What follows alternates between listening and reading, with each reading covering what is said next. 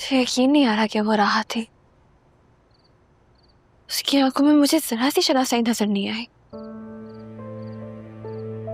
इतने अरसे में जो दुख उसने सहे है ना बतूल, ये तो कुछ भी नहीं है जो उसने कहा है। जज्बाती है, समझ जाएगी।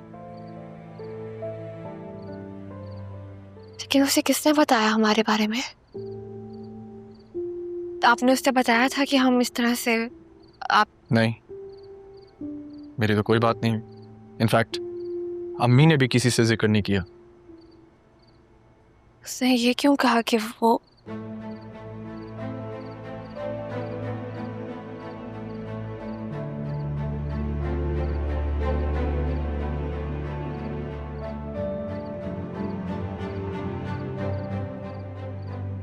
ये क्यों कह रही थी कि वो दादा जान की आखिरी ख्वाहिश पूरी करेगी?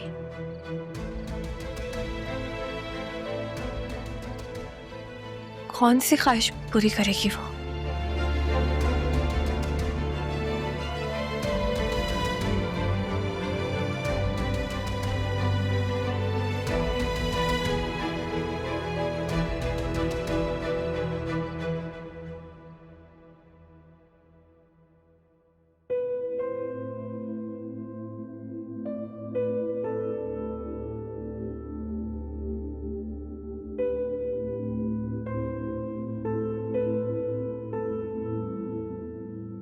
मैं तुमसे माफी मांगने आई हूँ Adil. I am sorry.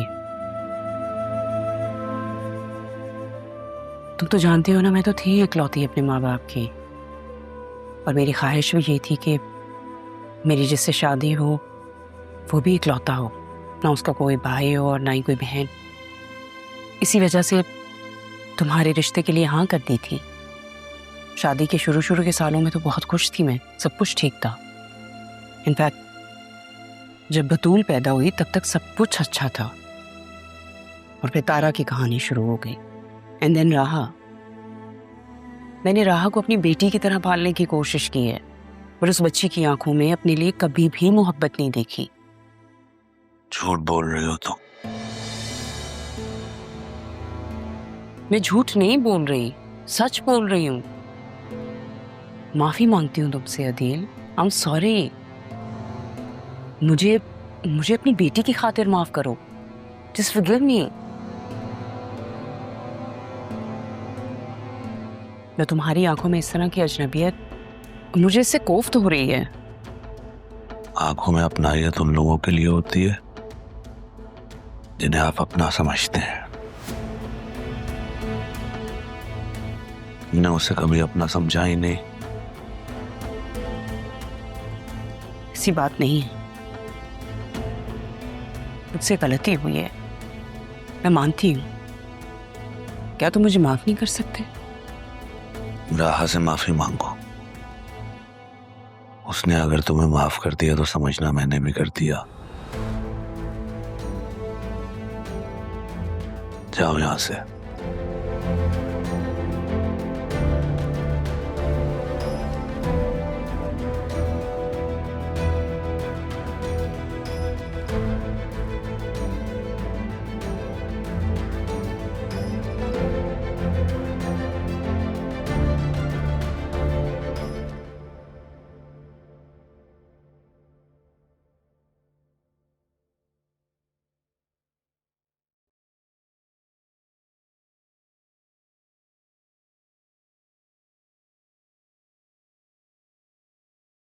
Kabir, एक बात पूछूं? पूछो। जब तारा यहाँ से गई थी तो बिल्कुल ठीक थी। थोड़े से दिनों में ही ऐसा क्या हुआ कि उसका दिल ही बंद हो गया? क्यों? ये तुम क्यों जानना चाहती हो? वो तो तुम्हारी सौतन थी ना। कबीर, मैंने जो कुछ भी किया मैं उस पर बहुत शर्मिंदा हूँ। मेरी और खाला की गलती की सजा राहा और तारा ने सही है। मैं चाहती हूँ कि मैं थोड़ा खुमियाजा ही अदा कर सकूं। याद है मैंने नौकरी शुरू की थी।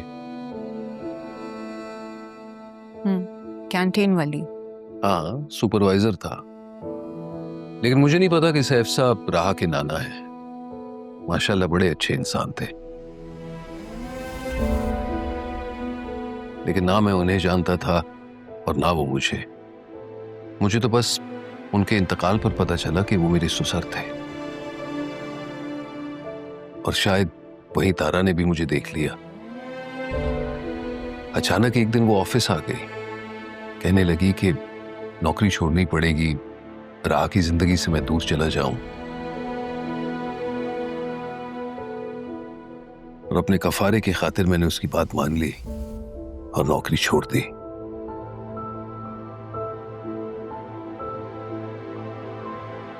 लेकिन आखिरी ड्यूटी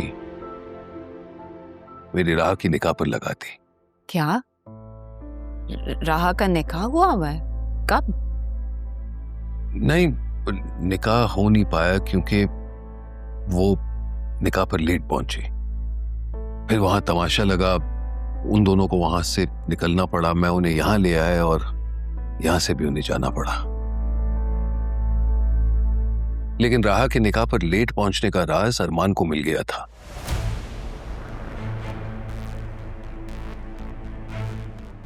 वो जानता था असली वजह क्या है, और वही बताने तारा के पास गया।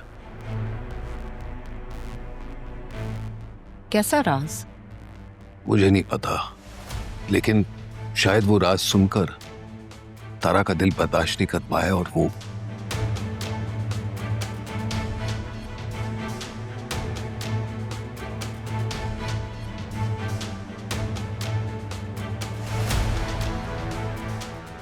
ऐसा क्या राज था कि तारा इस दुनिया से ही चली गई?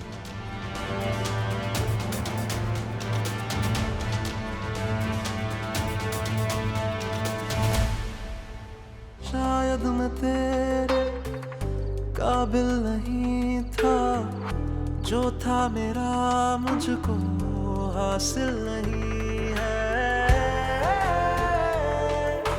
हो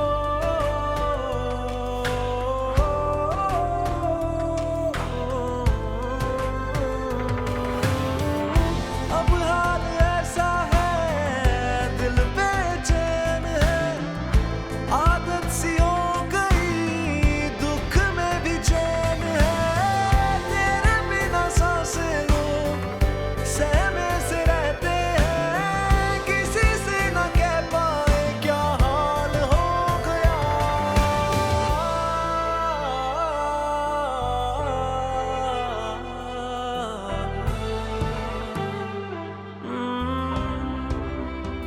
है मेरा आसमां कहता है दास्तां, बन के तू कहकशां मुझसे जुड़ी है तू, सादगी है।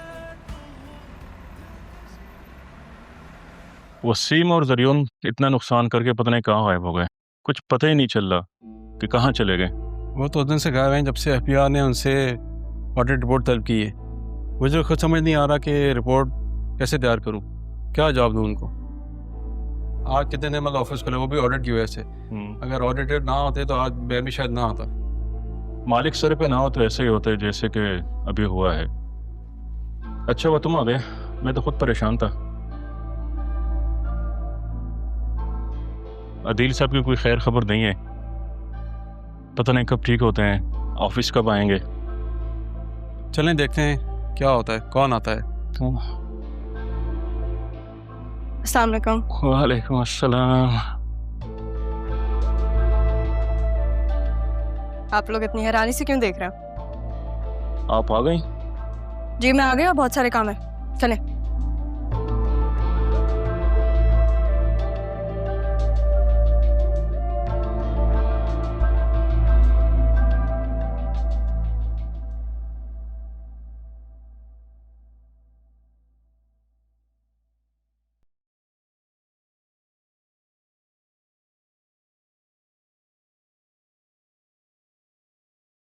हेलो, कैसे हैं आप?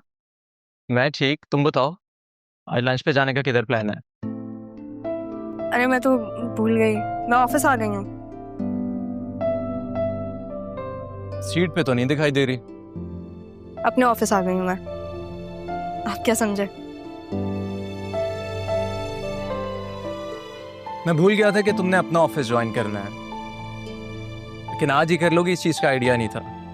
बस अब माहौल देख रहे हो यहाँ पे। अच्छा है, लोगों से मिलो, उन्हें समझो, देन फाइंड आउट कि तुम्हारे फेवर में कौन है। चले, आपसे बाद में बात करते हैं। अल्लाह हाफिज़। Okay, take care, bye.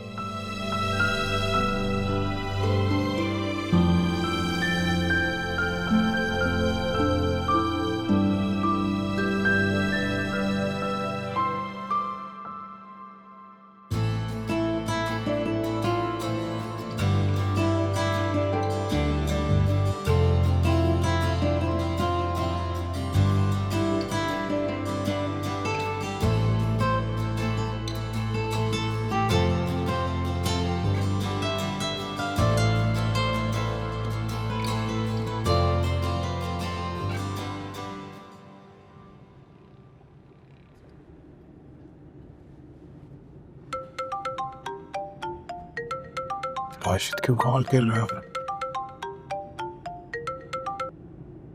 हाँ राशिद बोलो। सर ऑफिस ओपन हुआ है। हैं? तुमसे किसने कहा? सर जमील साहब की कॉल आई थी, कह रहे थे कि ऑफिस आओ। क्यों? ऑफिस तो बंद कर दिया था, अब क्यों बुला रहे हो तुम्हें? उन्होंने कहा ऑफिस आओ, अब वहीं जाकर पता चलेगा। ठीक है तुम जाओ, जाके पता करो क्या बात है। और सुनो, तुमने अपना सारा काम तो कर लिया था ना? सेफ साइड पर हैं हम। सर कुछ भी बाकी नहीं, सब ओके है, हम सेफ साइड हैं। ठीक है सर, मैं वहाँ पहुँचकर आपको बताता हूँ। चलो ठीक है, तुम पहुंचो, मैं भी बस पहुंचता हूँ ऑफिस, खुद बात करूंगा जमील से। मुझे थोड़ा सा काम है बैंक में, निपटा कर आता हूँ। Okay sir.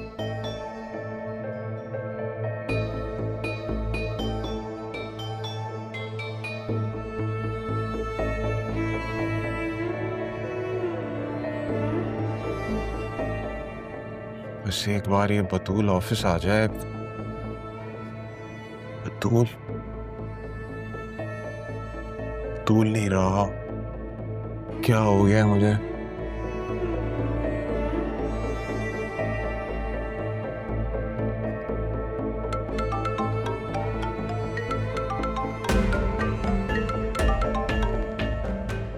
तुम समझती क्या हो खुद को?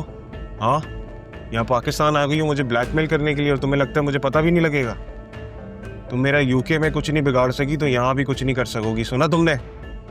और एक बात कान खोल के सुन लो, तुम एक जान ही तो बची है तुम्हारे पास, क्यों अपनी जान जोखिम में डाल रही हो? तुम्हें आइडिया नहीं है, मैं जो तुम्हारा हशर करूंगा ना मारिया, खुद को पहचान भी नहीं सकोगी तुम। बतूल,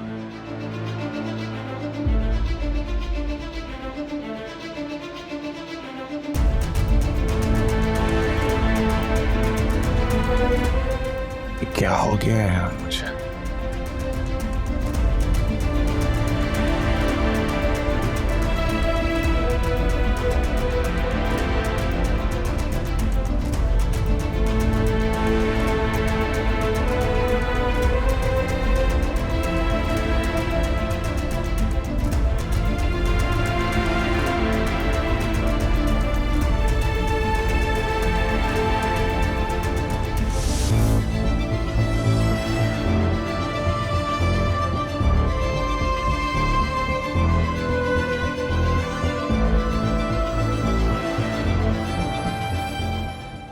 बतूल, बैरिस्टर साहब ने कहा था कि मैं तुमसे मिलूं, पर उस वक्त मुझे अंदाज़ा ही नहीं था कि वो ऐसा क्यों कह रहे हैं। पर अरमान से मिलने के बाद मुझे पता चला कि ज़रूर ने तुमसे शादी कर ली है। मैं जानती हूँ कि मेरी तरह तुम्हें भी उसने अपनी मोहब्बत भरी बातों में फंसाया है। उसकी यही आदत है, अपने आप को कल्चर्ड और सिविलाइज शो करके लड़कियों को अपनी बातों में फंसाने की। और मैं भी उसकी बातों में आके अपना सब कुछ उसके नाम कर बैठी। मेरी बात हो गई है, उसकी लोकेशन का अंदाजा लगाते ही हम उस तक पहुंच जाएंगे। वो तो घर पे ही होगा ना? तुम्हें घर से निकालने के बाद बाप बेटा दोनों घर से चले गए।